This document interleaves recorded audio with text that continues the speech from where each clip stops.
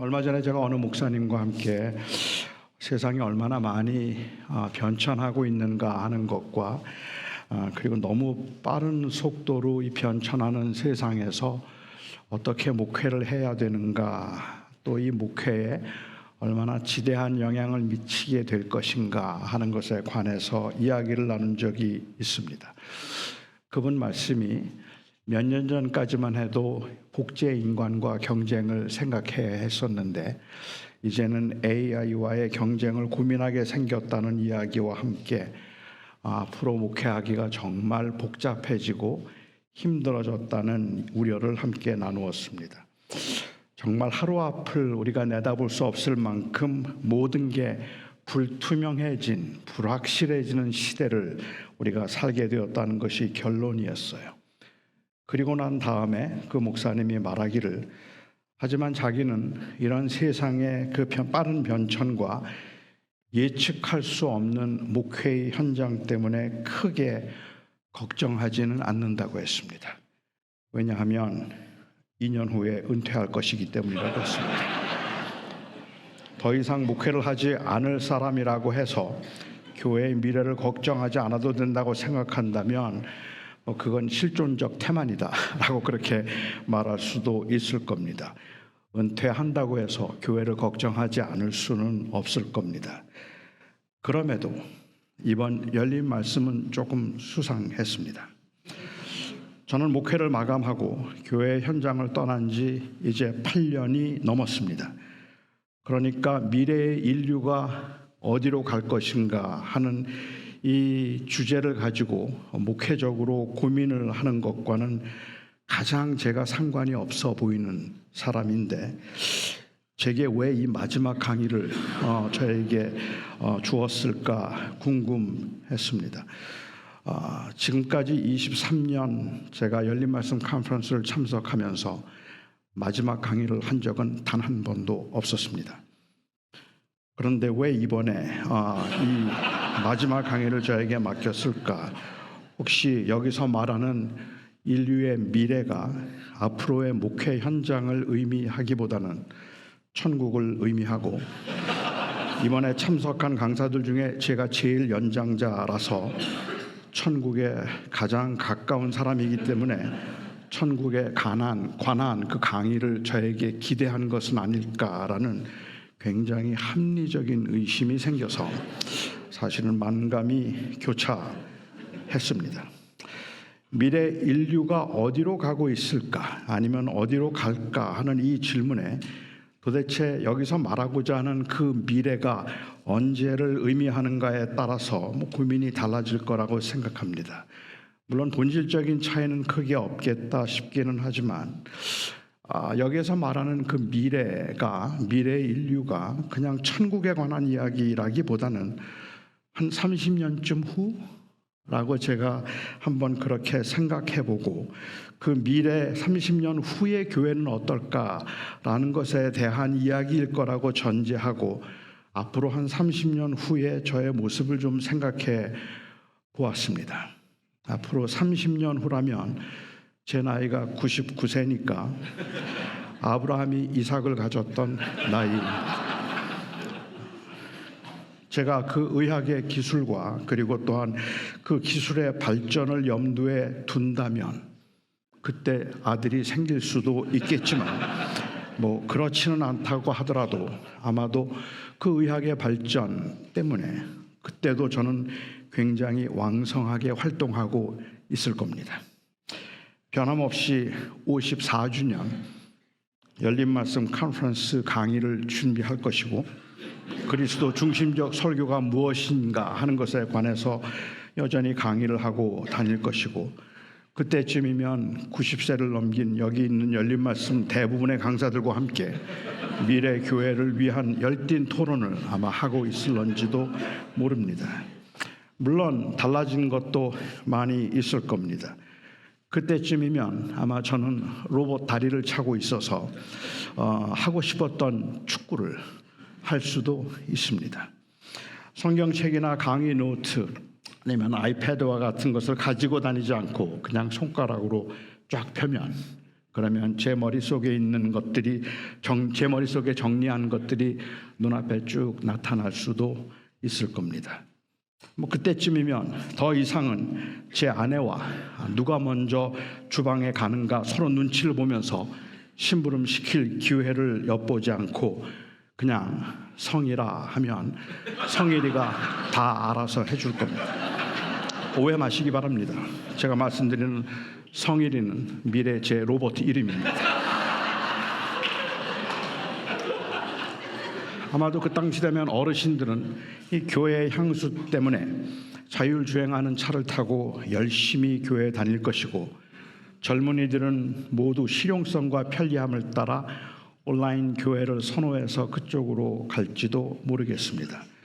그렇게 되면 실제로 교회에 출석하는 교인들의 평균 나이가 90이라서 제가 다시 교회를 개척할 수도 있을 것 같습니다. 그렇게 목회로 복귀할 걸 생각하니까 가슴이 뛰기도 합니다. 이 변화는 상상만 해도 정말 엄청납니다. 정말로 상상할 수 없을 만큼, 아니 인간들이 상상했던 그 일들을 그대로 이룰 만큼 엄청난 변화를 아마도 경험하게 될 것입니다.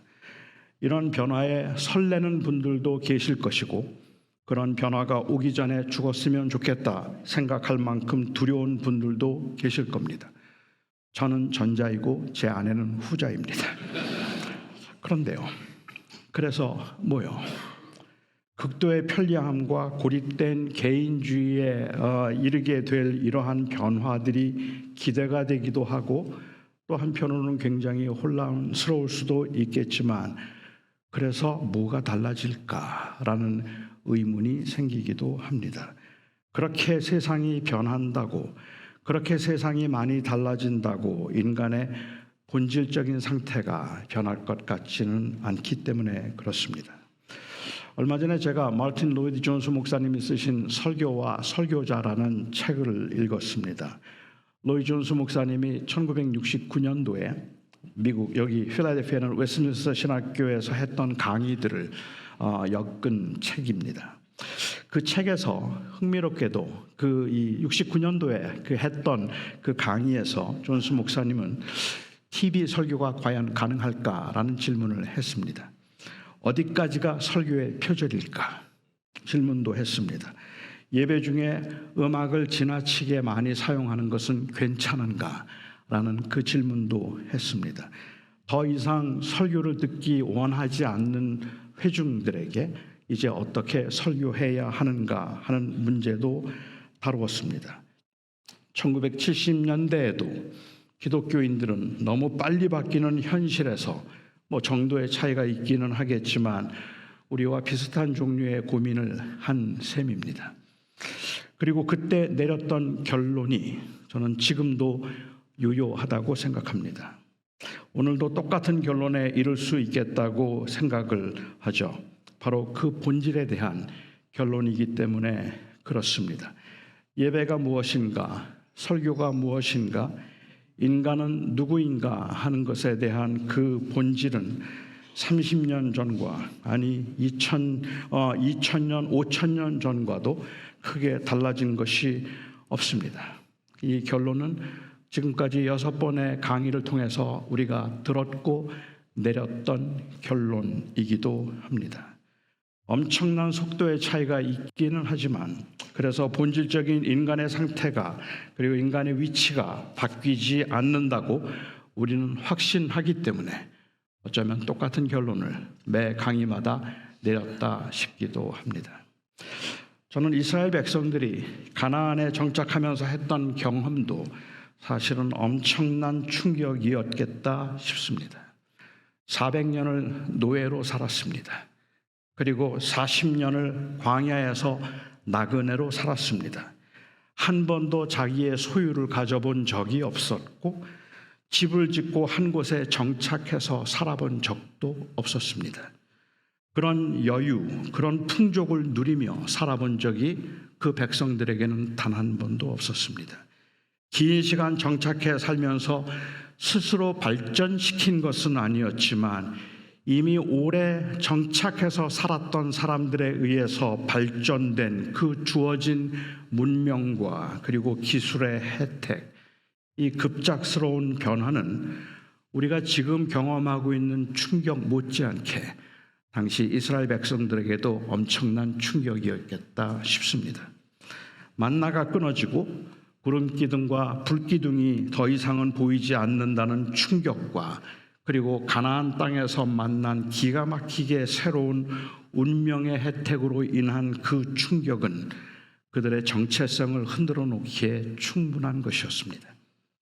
여호와의 말씀과 인도하심은 마치 옛날 광야 생활과 동일시되는 구태한 것으로 여겨지기 시작하고 그렇게 구태한 것으로 전락될 가능성이 얼마든지 있었고 새로운 문명과 그리고 새로운 삶의 터전에서 비롯된 편리함과 쾌락은 당시의 젊은 세대에게 새로운 정체성을 의미했습니다. 우리는 단지 그들이 그렇게 여호와를 떠났다고 무조건 그들을 비난하고 책망하기에는 그들이 경험해야 했던 그 변화는 사실은 엄청난 것이었다 저는 생각합니다.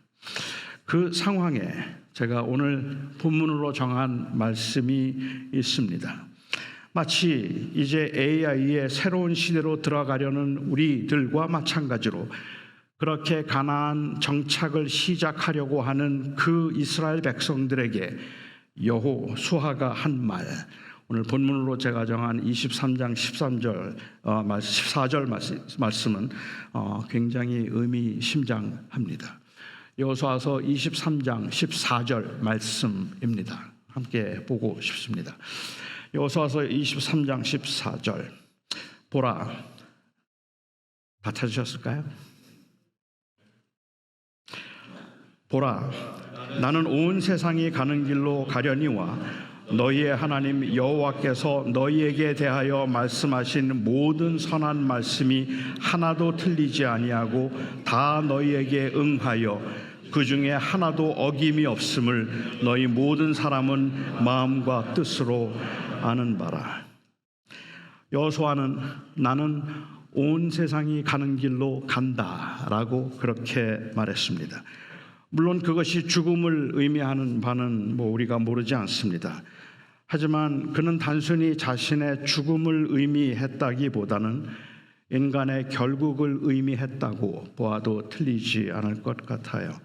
과거의 모세와 그리고 광야의 선조들만 아니라 가나안에 정착해서 새로운 그러한 삶의 방식으로 이 세상을 살아가게 될 그 후손들도 모두가 가야 하는 길, 나는 내가 가야 할 길로 가거니와 모세가 갔던 그 길, 우리의 선조들이 갔던 그 길, 아니 가나안에 정착하게 살게 될 그 다음 세대 사람들도 가야 할 그 길, 나는 그 길을 가거니와 라고 이야기를 하고 있는 것이죠.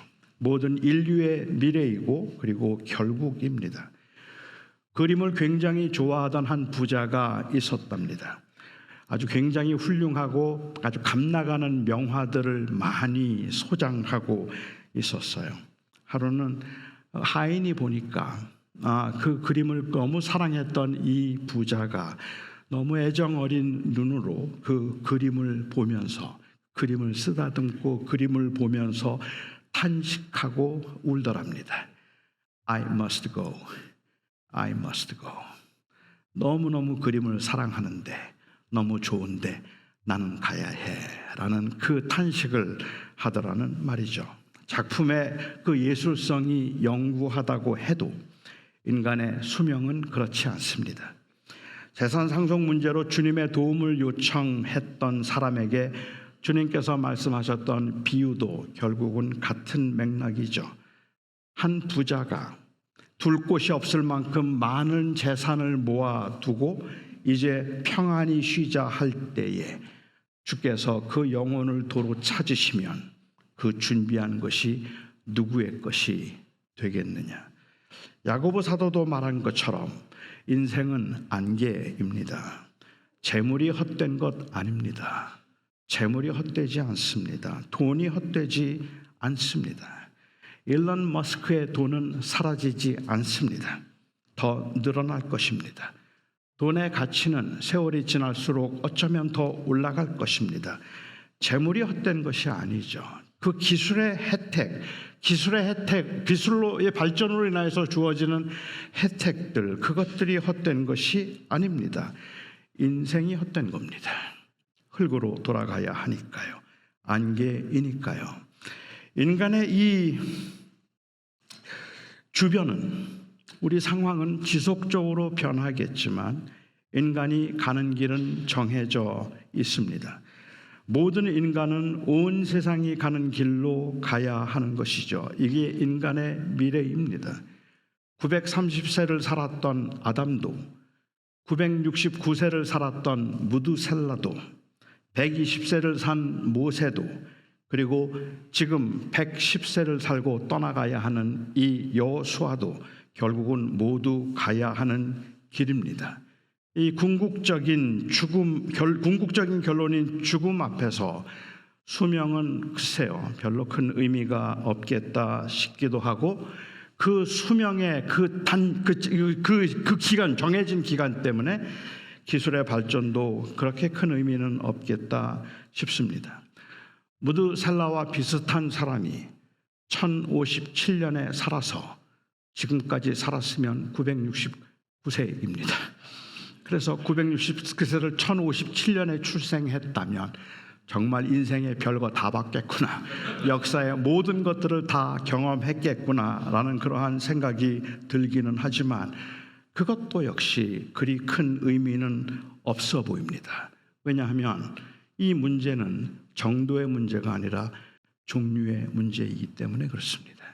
이 문제는 삶의 질의 문제가 아니라 생과 사의 문제이기 때문에 그렇습니다. 이것은 있고 없고의 문제이지 얼마나 더라는 정도의 문제일 수 없기 때문에 그렇습니다. 바벨탑을 쌓았던 인간들이 좌절했던 그것은 기술의 한계가 아니었습니다. 물론 그들이 그래서 하늘까지 닿는 바벨탑을 쌓을 수는 없었겠죠. 하지만 그들은 아마 할 수 있겠다 싶었기도 합니다. 열심히 기술을 개발했을 수도 있습니다. 시간이 지날수록 탑을 쌓는 공학이 발전하고 기술도 발전되면 훨씬 더 속도를 내어서 가만 내버려 두면 어쩌면 대기권을 넘어설 수 있는 그러한 탑을 쌓을 수도 있었을 겁니다. 그들을 좌절시켰던 것은 기술의 한계가 아니라 역사를 주관하시고 다스리시는 하나님의 개입이었습니다. 그것이 그들을 좌절시켰습니다. 우리가 믿는 하나님, 세상을 창조하시고 역사를 주관하시는, 인간의 생사화복을 주관하시는 그 하나님의 개입이 바벨탑의 사건을 멈추게 만들었다는 말입니다. 그 하나님의 개입이 바로 인간의 좌절입니다. 할 수 없음에도 불구하고 할 수 있다고 생각하는 인간의 교만이 바벨탑 사건에서 극에 달했지만 그 탑을 무너뜨리게 된 것은 그 기술의 발전 끝에 오는 한계가 아니라 하나님의 개입이었습니다. 그냥 내버려 두셨더라면 도대체 인간의 한계는 어디까지일까 경이로울 만큼 엄청나고 거대한 탑을 세웠을지 모릅니다. 마치 지금 우리가 논하고 있는 이 엄청난 기술의 발전에 인간의 능력 한계는 어디일까를 경이로워하고 두려워하는 것처럼 말입니다. 그런데 우리가 여기서 한 가지 간과하지 말아야 할 것이 있다고 저는 생각했습니다. 하나님은 인간이 잘 되는 것을 못 보는 분이 아닙니다. 인간이 하나님께 대적해서 맞서려고 할 때마다 그 모습이 하도 괘씸해서, 그래서 한 번씩 하나님께서 인간을 혼내주심으로 인간은 하나님의 상대가 되지 않는다는 것을 보여주시는 그런 하나님이 아니시라는 말입니다. 기술이 발전한다고 해서, 그래서 사람들이 그 기술의 혜택을 누린다고 해서 그것을 하나님께서 못마땅하게 여기셔서 하나님이 심판하시는 그런 분 아니시죠. 단순히 바벨탑을 쌓는 인간의 그 위협과 도전이 괘씸해서 하나님께서 심판을 내리신 것이라고 볼 수 없다고 저는 생각했습니다. 바벨탑을 쌓는 인간의 무한한 도전에 대한 하나님의 개입은 단순히 하나님께 도전하고 하나님의 능력 앞에 자기들도 할 수 있다고 말하고 있는 그 모습이 너무 괘씸해서 하나님께서 벌을 내리신 것이 아니라 바벨탑을 막은 것은 하나님의 사랑이었습니다. 다시 말하면 그것으로는 인간의 궁극적인 문제를 해결할 수 없기 때문에, 그래서 인간이 유토피아를 만들거나 그래서 인간이 그것으로 인하여서 궁극적인 그 진정한 의미에서의 행복을 찾을 수는 없기 때문에 하나님께서 개입하셔서 그들을 흩으신 것입니다. 그들을 흩으셨던 것은 하나님의 그 공의로움 가운데 그들을 벌하신 것이라기보다는 오히려 그들을 구원하기 위한 하나님의 방법이라고 말할 수 있겠죠. 가나안에 정착해서 조금 더 나은 환경에서 조금 더 편하고 쉽게 사는 것, 그것을 하나님께서 못마땅해 하지 않으십니다. 하지만 그것이 온 세상이 가는 길에서 인간을 구원하지 못할 것은 분명합니다. 가나안에 정착해서 좋은 것들을 누린다고 해서 그것이 온 세상이 가는 길에서 구원하지 못하고, 바벨탑을 하늘까지 쌓는다고 해서 그것이 그 인간의 궁극적인 모든 세상에 가야 하는 길에서 해결하지 못하고, AI가 아무리 발전해서 인간을 대신해서 무엇이든지 할 수 있다고 해서 인간이 가야 할 그 궁극적인 길에서 인간을 구원하지는 못합니다. 모든 종류의 불편을 제거하고 고통을 최소화하고 기술의 발전으로 인하여서 수명을 3배 이상 연장시킨다고 해서 하나님이 그것을 언짢아하지 않으십니다. 하나님은 인간이 편해지는 것을 못마땅해 하는 분이 아니시라고 저는 믿으니까요. 그것은 궁극적으로 구원을 주지 못하기 때문입니다. 그것으로는 인간이 행복해질 수 없기 때문에, 그럼에도 일시적이고 현상적인 성취에 마냥 들떠서 이제 되었다 생각하고 있는 그 인간들을 불쌍히 여기시면 하나님이 개입하시는 겁니다. 사람들은 눈앞에 보이는 급격한 변화 앞에서 변하지 않는 것을 잘 보지 못하는 경향이 있는 것 같아요. 특히 주변이 점점 좋아진다든지 아니면 주변이 급격히 나빠지든지 그 현상에 의해서 우리가 하나님을 믿는다고 말하면서도 사실은 그 현상 때문에 호도되는 경향이 종종 있습니다. 교회가 부흥하면 교회의 부흥 앞에서, 그 부흥의 변화 앞에서 부르심의 본질을 잃어버립니다. 고난을 당하면 고난에 휩싸여서 마치 인생이 고난 때문에 절망적인 것처럼 그렇게 생각할 수 있습니다. 이전에 하지 못했던 것들을 이제는 다시 할 수 있겠다는 가능성은 자칫 온 세상이 가는 길을 가지 않을 수도 있겠다는 착각을 불러일으키기도 할 것입니다. 세상의 변화에 우리는 주목해야겠지만 그 변화의 마음을 빼앗기면 긍휼하신 하나님께서 갑자기 개입하시는 것처럼 보이는 일들이 일어날 수 있습니다. 1600년 전 엄청난 변화를 눈앞에 두고 이스라엘 백성들에게 여호수아는 말하죠. 너희의 하나님 여호와께서 너희에게 대하여 말씀하신 모든 선한 말씀이 하나도 틀리지 아니하고 다 너희에게 응하여 그 중에 하나도 어김이 없음을 너희 모든 사람이 마음과 뜻으로 이미 아는 바라. 세상은 변하지만 하나님의 선하신 말씀은 변하지 않고 틀리지 않습니다. 그리고 우리는 이것을 마음과 뜻으로 알고 있습니다. 여기서 말씀하신 하나님의 모든 선한 말씀, 궁극적으로는 예수 그리스도를 통한 구원을 가리키겠죠.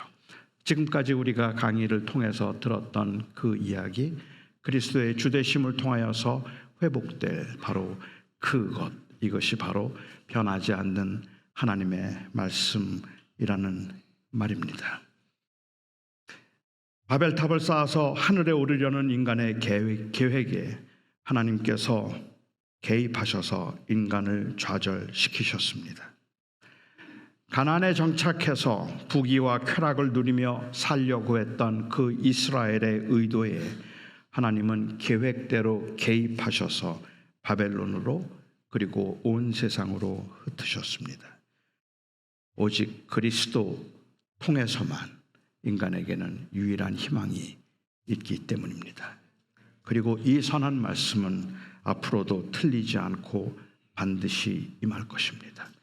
AI의 이 발전으로 인하여서 우리는 많은 이야기들을 하게 되고 많은 것들을 우리는 혼란스러워하고 그리고 굉장히 많은 담론들과 그리고 굉장히 많은 이 토론들이 계속해서 이어지겠지만 저는 우리가 오늘도 이번 이 인간론을 다루면서 하나님의 형상으로 지음받은 인간, 하나님의 형상이 무엇이며 그 형상으로 지음받은 우리들이 어떻게 흙으로 만들어져서 흙으로 지어진 바가 무엇을 의미하고 또한 흙으로 돌아간다는 것은 무엇을 의미하는가 하는 것에 관해서 우리는 인간의 한계를 많이 이야기했습니다. 그런데 저는 이렇게 AI에 관한 아니면은 이 급격하게 변하는 세상에 관해서 이것들이 우리의 시선을 사로잡고 있는 이 시점에 이것이 우리를 사로잡으려고 하는 이 때에 어쩌면 우리들은 이제 좀 눈을 들 필요가 있지 않을까 하는 생각입니다. 하나님을 바라보아야 할 때이겠죠. 하나님이 계시다는 사실, 그리고 역사를 주관하시고 또한 인간의 모든 생사화복을 주관하시는 창조주가 되시며 구원자가 되시고 심판주가 되시는 그 하나님이 우리가 믿는 살아계신 하나님이시라면 우리는 왜 이 많은 현상에 관한 이야기들 필요하지만 그 현상에 관한 이야기들 가운데 자꾸 하나님을 놓치는지 모르겠단 말입니다.